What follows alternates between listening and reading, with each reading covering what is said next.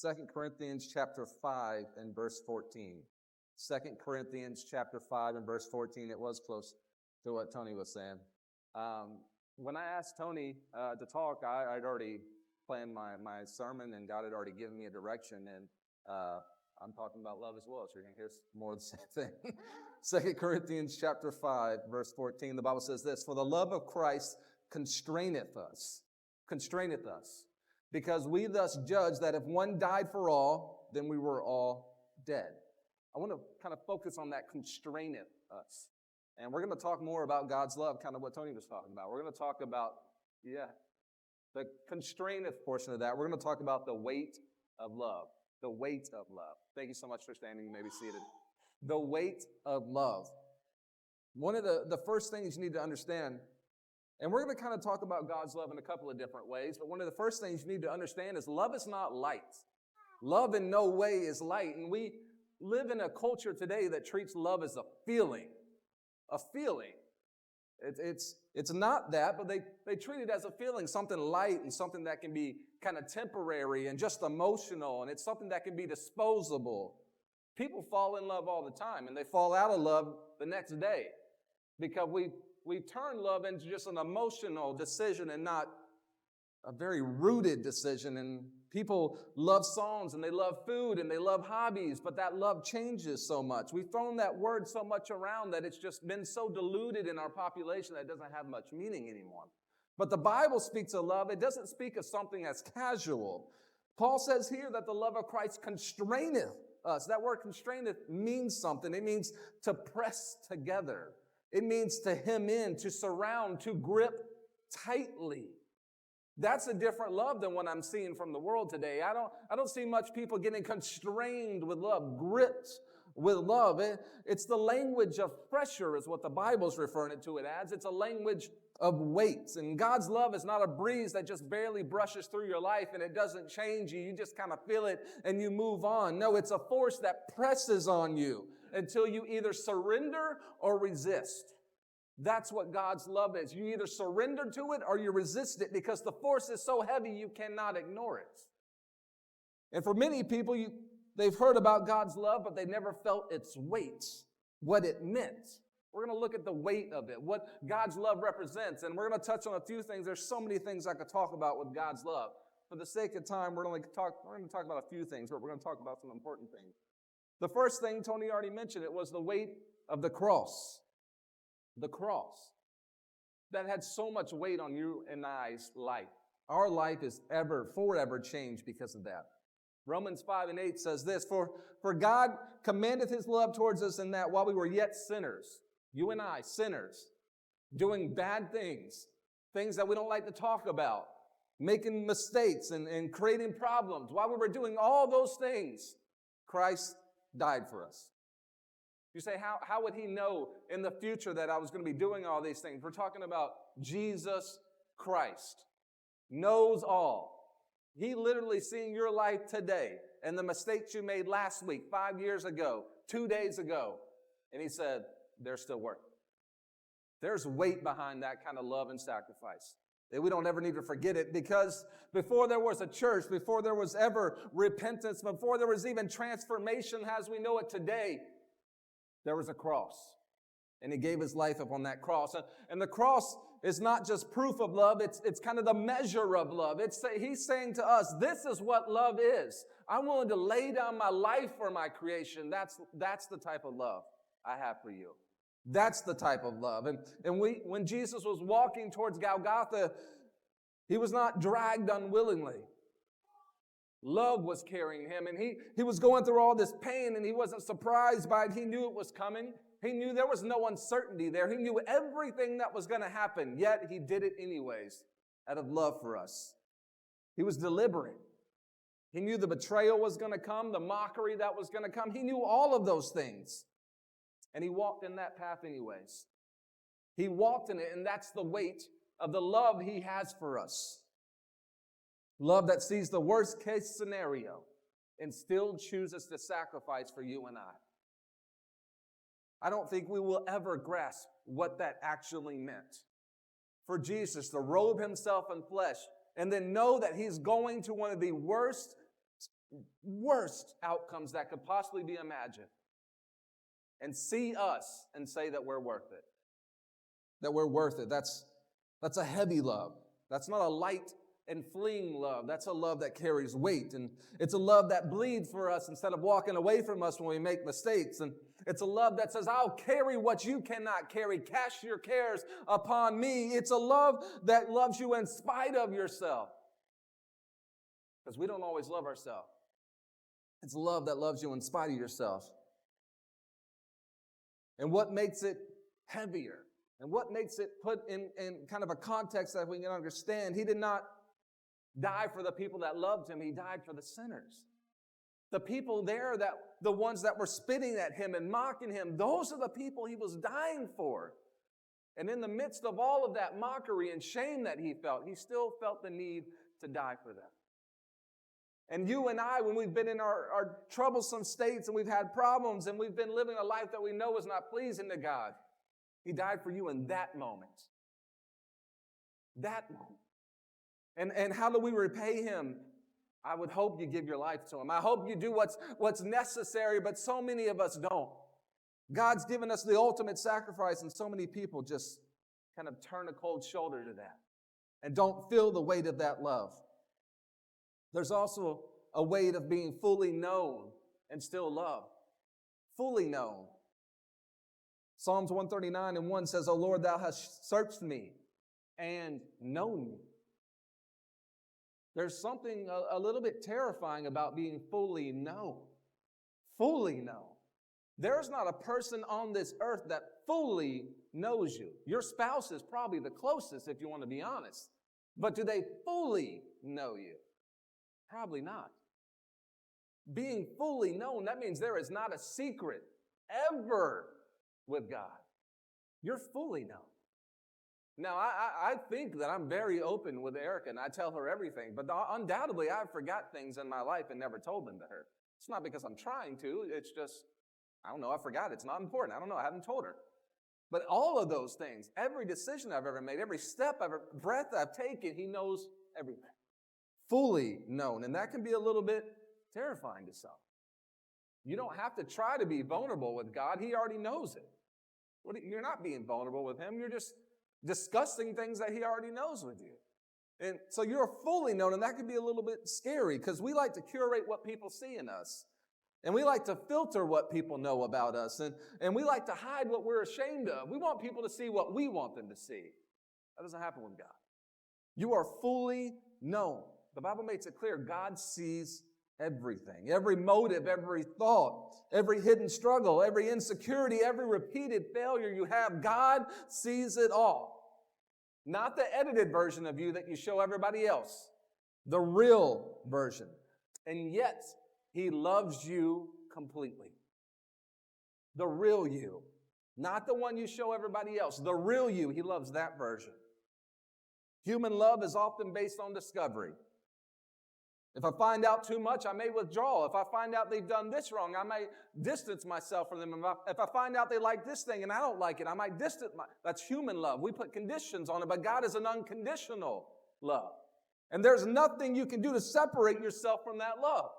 It's always there. It's always beating on your door. It's always forcing itself upon you. Remember, it's a weight. You either surrender to it or resist it. You surrender to it or you resist it. You do all the things you want. And still, he stays. He stays. It's a heavy love.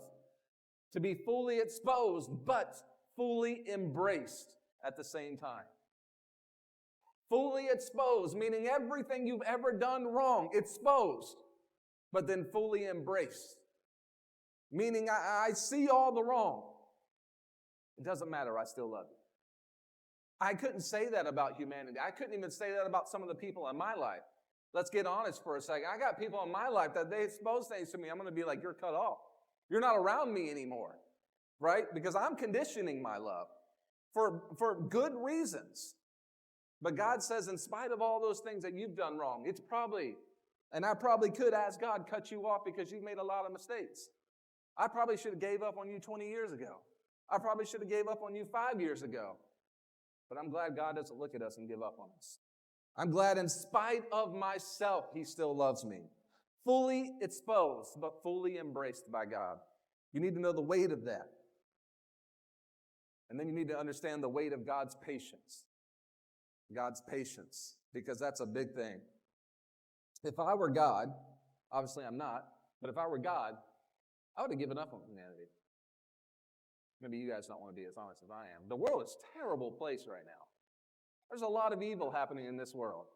Not just like locally here in the United States, the entire world. There's a lot of evil. God did have to give up one time because the world was so evil. He didn't even see any reason to keep. There was nothing that could be saved there except one person. I don't know how close we are to the days of Noah, but the Bible says the end time will be like the days of Noah, meaning there's hardly nobody left to even save because the evil has become so rampant in the world. We're close to that. I'm thankful that God is patient with humanity because we are doing everything we can to get on his last nerve. Let's be honest. And then if you break that down a little bit more to our level, I'm glad he's patient with me. Because I don't know how many times I've repeated the same prayer to him saying, God, forgive me, I'll get it right the next time. I don't know how many times I've done that with God. I hope you want a vulnerable pastor because I'm going to be vulnerable with you. I don't know how many times I've messed up in the eyes of God. I'm not perfect. I'm far from perfect, just like all of you. I don't know how many times I've gone to God and said, God, I did the same thing again. I messed up again the same way. And I know I said I was going to stop that, but I messed up again. And I got the same weakness time after time after time again. And God doesn't look at me and say, I'm giving up on you. His mercy renews again for me. I'm so thankful for that. Lamentation says it's of the Lord's mercies that we're not consumed. They are new every morning. Every day I go to sleep and start a new day. He's got new mercy for me. And I may mess up again, but he doesn't look at me and throw me away. I'm glad for that love being exposed as patience. So much patience. It's not a love that excuses sin. You cannot misunderstand and abuse it, but it's a love that doesn't abandon the person that's struggling. He doesn't excuse the sin. He just doesn't abandon us in our struggles. And he often tries to correct us. And his correction is not rejection. It's an investment in us. If he didn't love you, he would just let you drift and let you keep making mistakes and not care if you felt convicted about it and not care if you improved your life. But no, he keeps being patient with us. He keeps loving us because he cares about us more than anything. The fact that he convicts us is proof that he still claims us and still loves us. So there's so much weight, and there's also the weight of pursuit. The weight of pursuit. We've heard this already, Luke 15. Luke 15, what man of you having 100 sheep, if lose one, do he not leave the 99 until he find it? God does not love passively. It's impossible. He doesn't know how to love passively. He pursues. There's something about understanding that God will pursue you to every depth of the earth you take yourself to. At your lowest, he will follow you there. At your highest, he'll still be there. You cannot run from him. The shepherd searches and the Father runs in the Bible and the Spirit draws in the Bible. All those things are showing us that there will be someone there for you. Someone there. And we can walk away, we can drift, we can doubt God, we can do everything we want to do. Everything. But you will never, ever, ever be unpursued. You can do every wrong thing you want. You can leave this place and go practice voodoo, witchcraft. I don't care what you want to do to get as far away as God from possible. But you know what? He'll still be right there chasing you. Every single time. Every time. Every time he'll be pursuing you. Even at your lowest moments when you don't even have a relationship with God, don't even listen to him, don't even care about him, there's still quiet mercies in your life. There's still doors that he's opening that you don't even give him credit for, have no idea it's even happening. He's still there. Opening doors, closing doors, and he's giving you unexpected protection, and you don't even understand it or acknowledge it. But he's there. And you'll hear a word that kind of hits you somewhere, and it resonates with you, and you'd be like, man, That made a lot of sense. And you won't realize that's God trying to do something in you, and you'll be ignoring it, and God's still yelling at you. But because you've tuned it out so much, it'll be a whisper. His voice won't be prominent anymore to just whisper. He does not change his voice. It's always loud with clarity. We just turn it down. We put all this stuff in front of it. God doesn't speak loud and soft. He doesn't at sometimes speak really loud and then sometimes get quiet. That's what we do to try to put it into terms to understand God's voice. But his voice is the same for everybody. We just put too much junk in front of it. We turn it down with stuff going on in life and problems and situations, and we tune it out. It didn't actually get quieter. God didn't withdraw himself from you. You just tuned it out. But yet he keeps chasing you. And it's not coincidence that happens today. It's love chasing you. And the weight of being pursued by a holy God should humble each and every one of us. He was not obligated to come after us. He doesn't need us. He wants us. He doesn't need any of us. He has everything in creation, but he wants us. He wants us. There's weight to that. And there's weight about when you understand that you're in this space of security with God. This place that you're protected. Romans 8:38-39, neither death nor life shall be able to separate us from the love of God. There's a stability in God's love that the world cannot and will never offer. That's security of his love. Because people change, emotions shift, and circumstances will fluctuate, but God will always be constant in spite of it all. His love is anchored in his character, not your performance. So it means that you cannot do anything to get away from his love because it's anchored in who he is, not who you are. There's security in that love. When you succeed, he loves you. When you fall flat on your face, he still loves you. People will not look at you that way. People will love you when you're doing well and you're helping them and you're doing all these great things. And as soon as the situation's turning, you're down on your luck. And people will be like, I can't help you, man. I don't got anything to offer. It's like, I was just helping you when everything was going great. And now that I need a little bit of help, no one's there to be found. That's what people do. That's what humanity does. But God doesn't care about where you're at. He just cares about if you're open, if you're surrendered to him. That's what he's looking for, a relationship. He doesn't care about what's going great in your life, although he's always happy for us. He just wants to be in a relationship with you. It doesn't matter if you got $1 to your name or a couple of $1 million to your name. None of that matters to him. Whenever you feel worthy of his love, he loves you. Whenever you don't feel worthy of his love, he still loves you. He still loves you. That does not give us license to sin and mistreat that love. Don't mistake it. But it gives us courage to return when we mess up. It gives us ability to understand that God's love is not fragile, so I can't break it. I'm going to mess up, but I don't have to worry about losing God's love. It's going to be there when I mess up. It means that I can come back to him and I can be, kind of bold and say, God, I messed up again, but I know you're going to take me back. It's not a license to mistreat him. It's a license to return to him. Because that's one of the biggest things. You've undoubtedly done it. You made a mistake at work. And now you're worried about what's going to happen when you go in the next day. You're, man, our boss wants to have a meeting now, and I can only imagine what that meeting's going to be about. I'm probably going to get in trouble. I might get fired. You're worried about even approaching work because of the consequences that will come. In God's love, there's no consequences. You deserve everything. The wages of sin is death. That's Bible. That's what you deserve for the mistakes you've made. But God has taken those consequences on himself and said, just come. Don't worry about what's going to happen. Come. Now, that doesn't mean you don't have consequences here on earth. We understand that. But God overlooks everything you've done and says, just be in relationship with me. Come to me. Don't come to me down and hiding yourself because you're ashamed. Yeah, that's what they did in the first book of the Bible. When humanity first made a sin, they were ashamed of their nakedness and they covered themselves. And he didn't fix the nakedness in that moment. He said, first, who told you?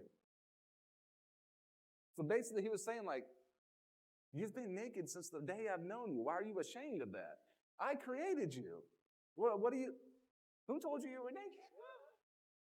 He wasn't upset with them because they had this he was upset with them for the tree. Let's get that straight. But he wasn't upset for them for being naked. What do you mean? You've always been naked to me. It'd be like my child being like, oh, don't look at me, I don't have any clothes on. Like, dude, I changed your diapers for years. What do you mean?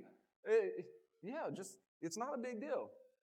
It's not a big deal. Now, if one of you, hey, that'd be a big deal. It's not a big deal. Like, what do you mean? It's not a big deal. There's security in God's love. God's love is not some glass ornament that we're going to break when we mess up. And we're going to drop it and it's shattered. We can never repair it. If you want to think about it like that, it's the firmest stone you've ever felt in your life. Throw it at the wall. Drop it. Go on top of a building. Throw it off. It's never going to break. It's firm. It's firm. God's love is not something sentimental. It's sacrificial love. It's patient love. It's pursuing love. It's unbreaking love. And it's for you and I. It's for you and I. It's for when you truly feel it, and it's for when you don't feel it. It's still there. And if you open yourself up to that love, it does things. It breaks pride, and it melts resistance, and it'll silence shame, and it'll change your attitude and awaken gratitude in your life. It does something to you. But you must understand, Paul says it constrains us. It constrains us. You either surrender to it or you resist it. That's it. Because God's love is not changing. It's not leaving. So you've either surrendered to it or you undoubtedly, not even knowing it, are resisting it. Resisting it. Because it's always there. But you need to understand it's going to continually press on your heart until you respond. And you can keep resisting it and keep resisting it, but it's always going to keep yelling at you. It's always going to keep stretching for you. And today you may feel some of that conviction, and you may even feel some emotion, and you may feel like, man, maybe I've not done what I'm supposed to do with God. But you need to understand that's not condemnation. If you feel conviction, it's not condemnation. That's the weight of that love I'm talking about. That's the weight of how much God loves us. He's not, using that as a way to look down upon you and say, I told you so. You're never going to make anything. You're not going to do anything better. It's not what God says. It's not condemnation. It's just love. He's not here to crush us. He's not here to tear us down. He's here to transform us. So if you've been running or doubting, or if you've been feeling unworthy of His love, you got to change your mindset and just step into His love. Because none of that is true. The heaviest thing in this room, I promise you, will not be guilt. You may feel a ton of guilt about your life and the mistakes you've made. But I promise you it's not heavier than God's grace. So you may feel a ton of guilt on your life. A ton of weight. It's not bigger than God's grace. It's not bigger than His mercy. It's not even a competition. But the enemy will be in your ear every day telling you you're not worth it, telling you you've done too much wrong, telling you that God would never care about somebody like you, that God would never give you the time of day, and God cannot save someone like you because you've messed up too much. Or fill in the blank. Whatever it is that God has been trying to reach for you to do, the enemy will be telling you the exact opposite. Every day. Because you've heard me say it so many times, we all have purpose. But what the enemy will do is rob you of your purpose by telling you you're not worthy of it. That's all he does. Who is he to decide your purpose? Who is he to decide what you are supposed to do with your life? Why do we give him that much voice in our life? Why do we do it? Because God has already determined you and I are worthy. He's put us on this earth for a reason. We got to figure out what it is and stop listening to the lies of the enemy. And you know what? Even when we listen to that lie day after day after day, God's love is still right there knocking on the door saying, I'm here for you. Cry out to me. Come back to me. I'm here for you. Do something to show me that you want me in your life. Because He's still constantly pursuing us. And we're making steps. We're doing great things to reach God. I don't want us to seem like we're not doing anything to reach God. I know we're doing stuff to try to get closer to God. But I've told you before, there's so many levels to God. None of us have experienced the full depth of God. We're not even close. I don't even know if we're scratching the surface of how deep God is, how vast his love is. I don't know. But I do know I want to figure it out. I want to keep going deeper in him. And so that means I got to get some stuff figured out in my own life. That means I'm not giving way to the mistakes of my past anymore. That means I'm not giving a voice to the enemy in my life anymore. That means I'm leaning in to the weight of God's love. Because when I lean into him, he picks me up in his arms. And now I got a protection around me that I don't normally have. Now I'm walking in this safety net that cannot be penetrated. There is weight to his love. There is dimensions to his love. And it's grabbing you. It's gripping you. Will you surrender or will you resist? Will you open yourself up to it or will you push away from it? But one thing you can never do is separate yourself from it. Resist all you want. Try to run all you want. Make your bed down in hell if you want to. Guess what? He's still there. He's still there. You can't escape it. It's pursuing you day after day after day. You need to surrender to that love. You need to surrender to God so that he can establish in you what he wants to see in you.